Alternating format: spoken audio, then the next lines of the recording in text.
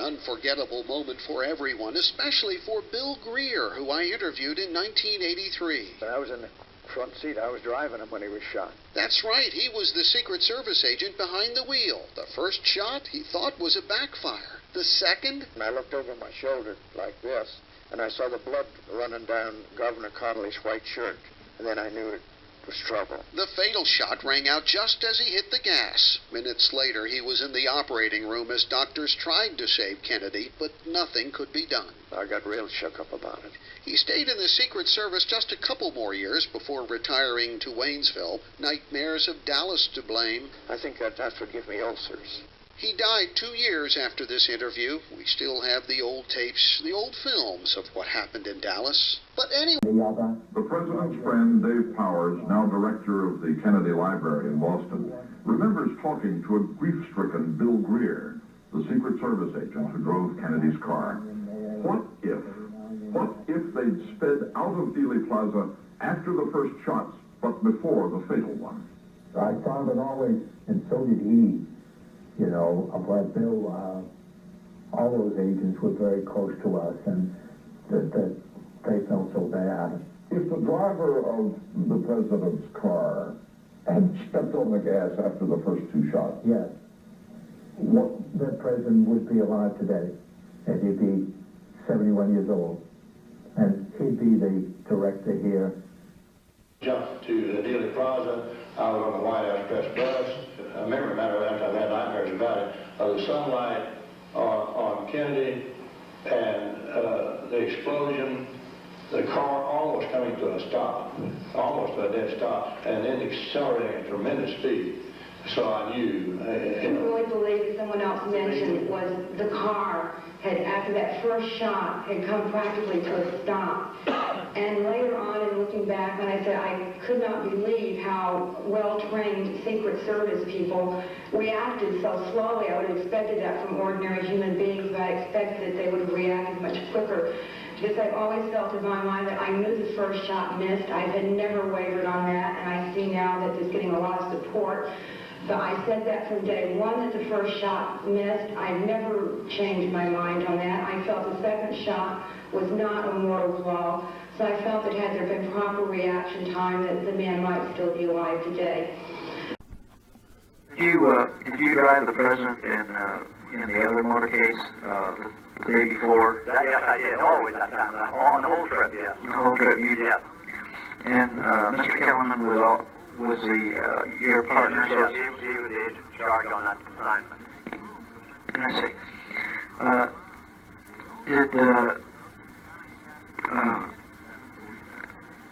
Let's see. You all your testimony was before the Warren Commission, and they asked you a number of questions about what happened that day. And well, it was almost a repeat because they asked Kellerman before I was, you know, and everything from here was repeated with Kellerman. Now, did you ever testify anywhere else other than the Warren Commission? No, I didn't. That was the only one I testified. Now, you gave a statement, however, to your own people. Yeah, there was a statement put in writing right the next day after this, or a couple of days after. I forgot which one, you know. But right after there was a statement.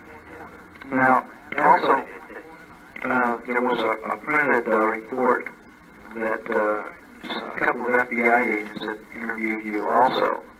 No, they never interviewed me. I never was interviewed by the FBI, never. Never? There were two agents with me at the morgue whenever they were doing the autopsy. Oh, I had a feeling that they were indicating they had talked to you, or interviewed you. No. But it was just really a report of that. It was just a report, yeah. We were almost four of us. There was two Secret Service agents and two FBI agents in the morgue during the autopsy. I see.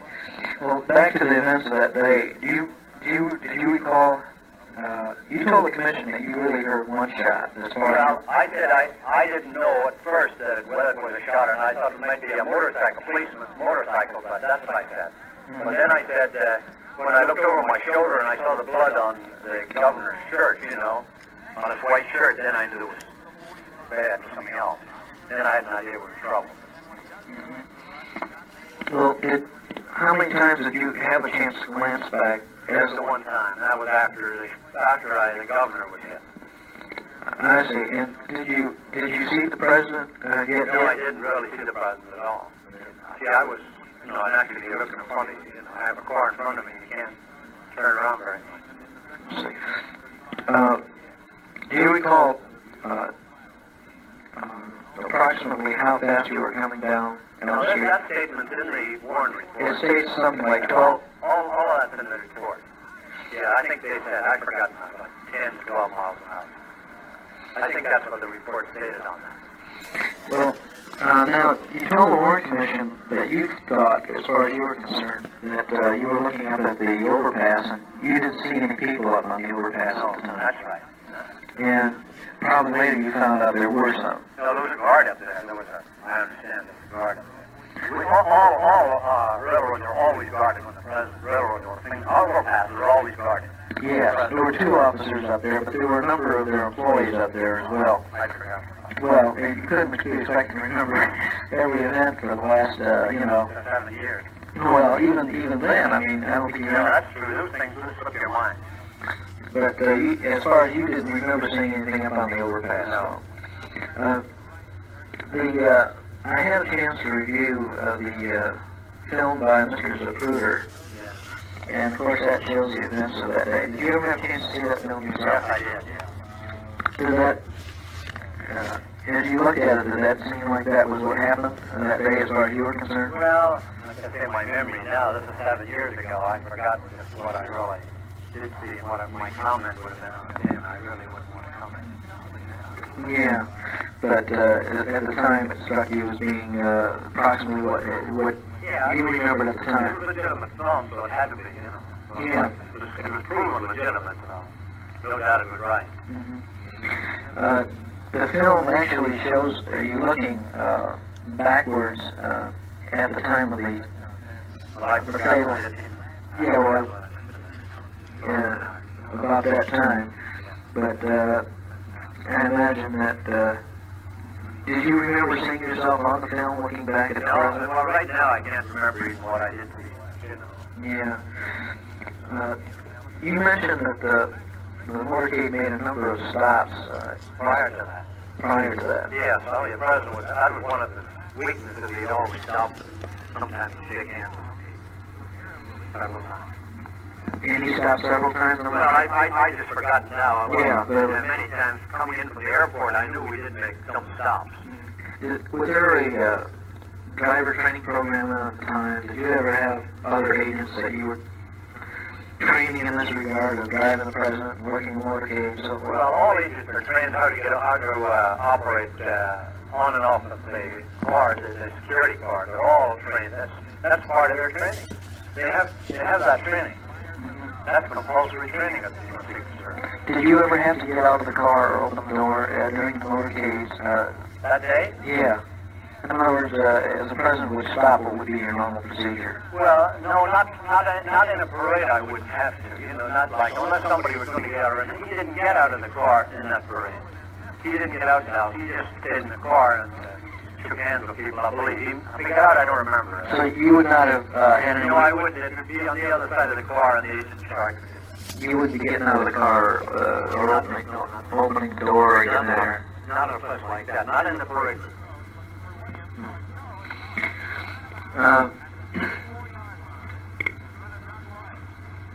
Let's see here. Do you recall ever having seen a photograph showing your door open and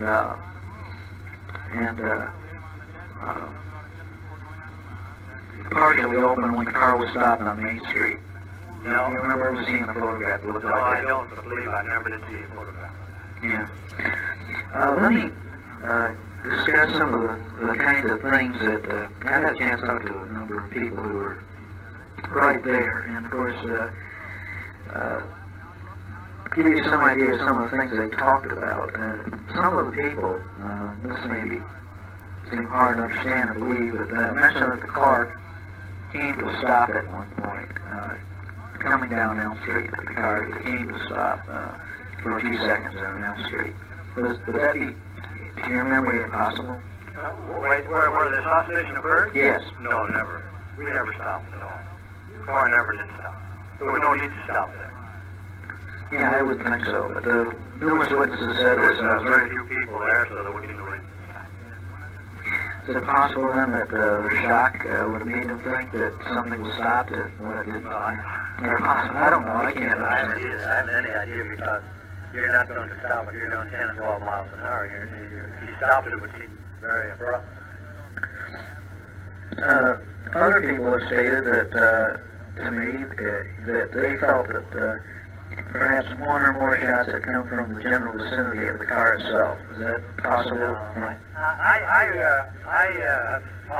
I've seen all the evidence of that, and I was in the morgue. I saw where everybody was hit, and everyone was hit from the rear. I mean, the president, the shots that hit him were from the rear. The one that hit the governor was from the rear. The governor says the same thing himself. And you were at the autopsy Yes, I yourself. was. And Abel says that.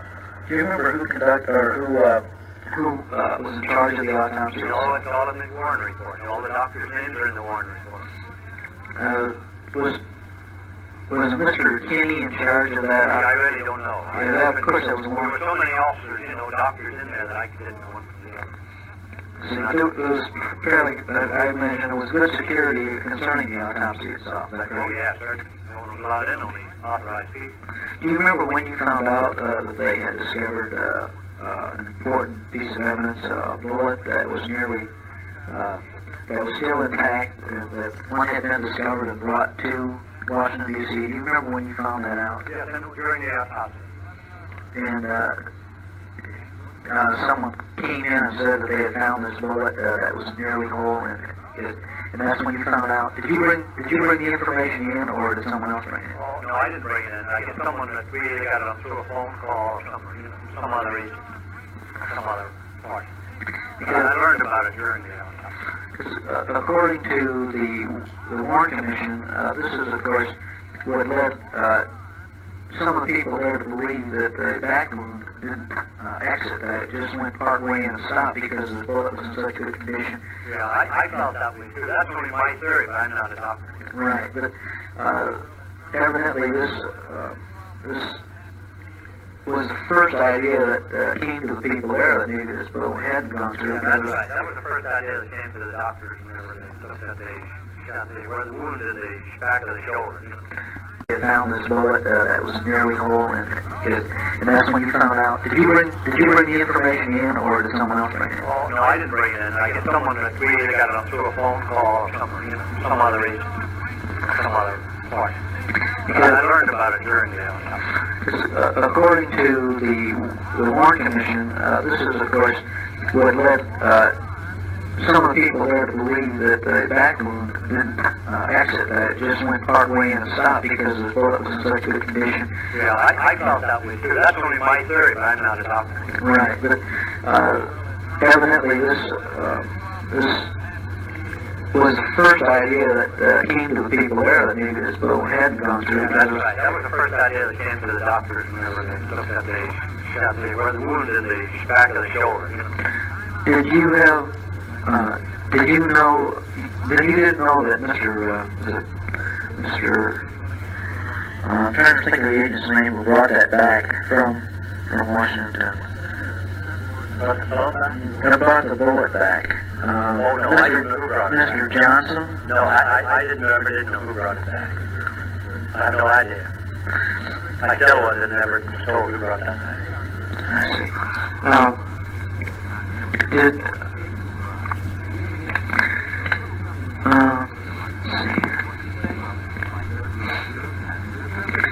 What do you say? The first shot sounded to you like it was a firecracker. Did you ever have any? That's what most people say. Yeah, I know. It's surprisingly so. Yeah, well, I don't. You got a lot of policemen on motorcycles alongside the escort. You don't know whether maybe one of the motorcycles was back. I mean, that's what I thought.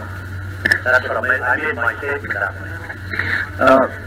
Some witnesses indicated that as you came down Houston Street there, just before you made that left turn on the Elm Street, that because the turn was such a sharp turn, in other words, It wasn't very sharp, really. it wasn't that sharp. No. Some indicated that the car came fairly close to the curb at that point, and No, you still have a motorcycle between you and the curb, so it wouldn't be that close. Just stayed mostly in the middle of the center of the road. Mostly we always stay in the center of the street. Because the street's closed off for us, first of all.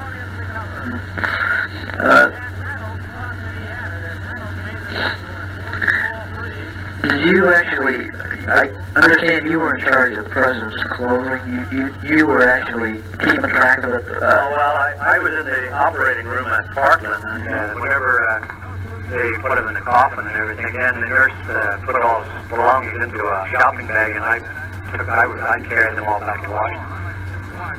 And so they were in your custody. They were in my custody from Parkland to Washington, and I kept them. And Then I turned them over to the Secret Service security office. Detective research. I see. Do you remember who you turned them over to by any chance? Yeah, Mr. Bob. Mr. Bell. Yeah. Was he your supervisor? No, he was a supervisor of the Detective Research Division of the Secret Service at that time. He's since not retired. Did you ever have any feeling about the directions that shots were coming from while you were driving the car? Did you ever have any feeling? Not at that time, but I mean, after I looked at all the evidence, I thought they all came from one point, one direction.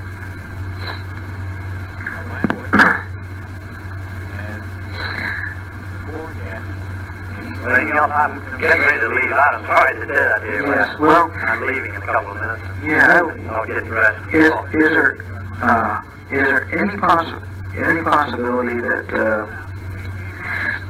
I really get concerned about some of the, of course, contradictory information that's come out as a result of this, shots from different directions and so forth. Well, people are selling books, you know, if they can make anything that people will buy, I guess, sell it. But you never had any doubt in your own mind about the findings, for instance, of the Warren Commission? No, I haven't discussed it at all, really. But you had no doubts in your own mind as to the correctness of what they found? I mean, do you feel that satisfied with the findings of the Warren Commission report? Oh, yeah, I think it was very good. I think it was closed. My only thing I had against it is you never closed it as fast. It shouldn't have been, ended when it was. It should have stayed open, I think, for a long time.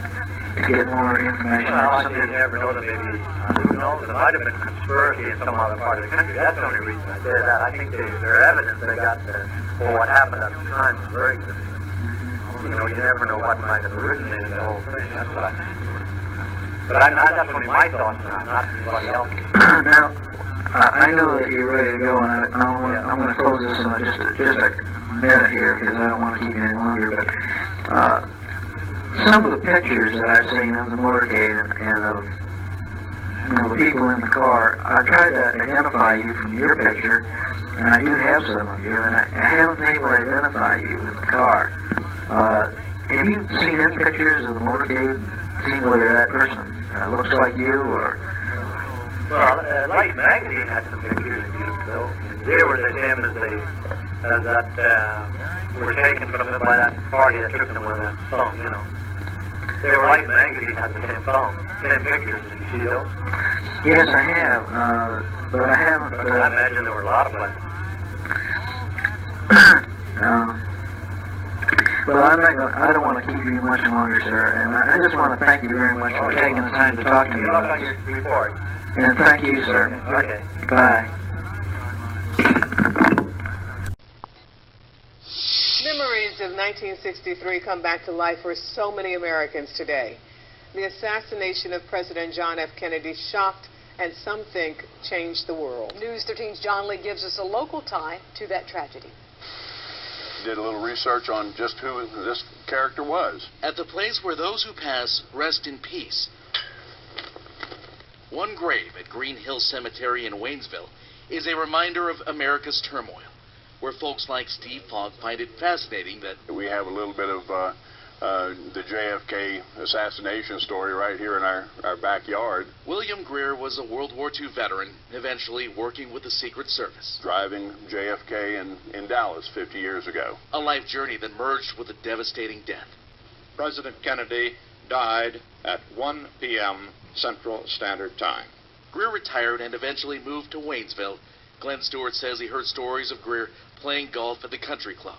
I was surprised to find out about that, and so that led to an interest in finding out where he's buried over here in Waynesville. Glenn was told he rarely spoke of that assassination. When it was brought up that he was pretty, closed-mouthed about it, he didn't want anybody to he didn't want to cause any more controversy, I'm sure. We spoke to JFK expert Vince Palomara via Skype. There's a lot of people that, rightly so in my opinion, believe that he is responsible indirectly for the assassination because, again, the Secret Service agents are trained.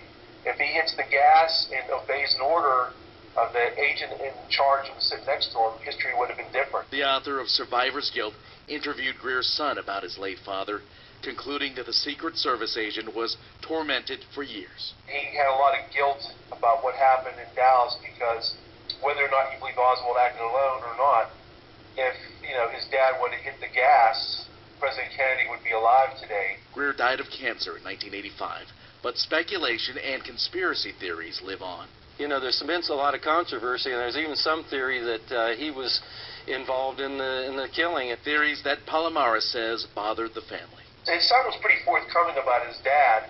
He kind of wavered back and forth. I think his son, frankly, wasn't too thrilled about the notion out there that people thought that maybe he had something to do with it as far as if he would have hit the gas and so forth. But, I could kind of read between the lines. I could tell it was something that definitely bothered his father, judging by how defensive his son was about it. And 5 decades after that turbulent and tragic chapter, many replay the horror in their minds. And my thought is this is going to go on forever to the end of time. Imagining what people like Bill Greer took to their grave. I'm sure it haunted him being where he was when he was. In Waynesville, John Lee, News 13. Question number 9. Did your father have any survivors guilt over the assassination of JFK? For example, Mrs. Kennedy played the scene over and over in her mind, etc. To the best of my knowledge, my father had absolutely no survivor's guilt. I believe he figured that events were kind of out of their control. It was pretty common knowledge that a person riding in an open automobile was subject to a bullet at any time. There was really not much you could do if somebody indeed wanted to give up their life in the line of assassinating the president. He only did remark several times that he felt that one thing did kind of bother him about events that did unfold in Dallas. I believe earlier that morning when they left Fort Worth, Texas, heading to Dallas, that it was raining or drizzling or about to rain. And there was some discussion amongst the agents and the White House staff as to whether or not the president would need the hard Lexan bubble top type covering over the limousine when they got to Dallas. And they were going to make their mind up whenever they arrived, to the best of my knowledge, depending upon the weather. But sad to say that when they did arrive at Dallas, it was not raining. The decision was made, and I don't know by whom, not to put the bubble top on. President Kennedy always enjoyed riding in an open vehicle, and they certainly would comply with the president's wishes, and he would indeed choose to ride in the vehicle if weather permitted, and as it was not raining, the bubble top was not used. I think he thought perhaps had it been raining that day, that with the bubble top on, it might have shielded the assassin's view perhaps of the president, or it may have possibly deflected a shot, and the president might have been alive today. As far as survivor's guilt goes, I think that is the only thing that my father ever really gave a second thought to. Everything else, I believe, that transpired after the assassination was the best that could have been achieved by the Secret Service and all people involved. Question number 10. About suspects in a conspiracy theory with the recent spotlight on the Secret Service in general and your father in particular. Several books mention that he turned around twice with his foot on the brakes and did not respond to Agent Kellerman's order to get out of line, we've been hit. I do remember vividly my father's recollection of the exact instant that he was aware that something did indeed transpire, things were not going as planned. He did remark that he did indeed hear what he thought were 2 shots, and at the time, though, he did not call them shots or didn't think they were shots. The sound seemed to come from the right rear of the automobile, and It was kind of common, being in many parades, especially with motorcycle escorts as they had, that motorcycles would indeed backfire. And my father's first reaction to the first sound was that it was a motorcycle backfire. He heard the sound a second time, just seconds afterwards, and he did indeed glance into the rearview mirror, and to the best of my knowledge, my father reported that he did indeed see blood on Governor Connolly's shirt. He glanced over his shoulder at that time, saw that the governor was indeed hit and slouching down in the seat. To the best of my recollection, he did not see anything of the president, who was sitting further back in the limousine. Pretty much at the same time, Agent Kellerman did indeed say that they needed to get out of line. They had been hit, and my father stepped on the accelerator, to the best of my knowledge, and they were headed off to Parkland Hospital.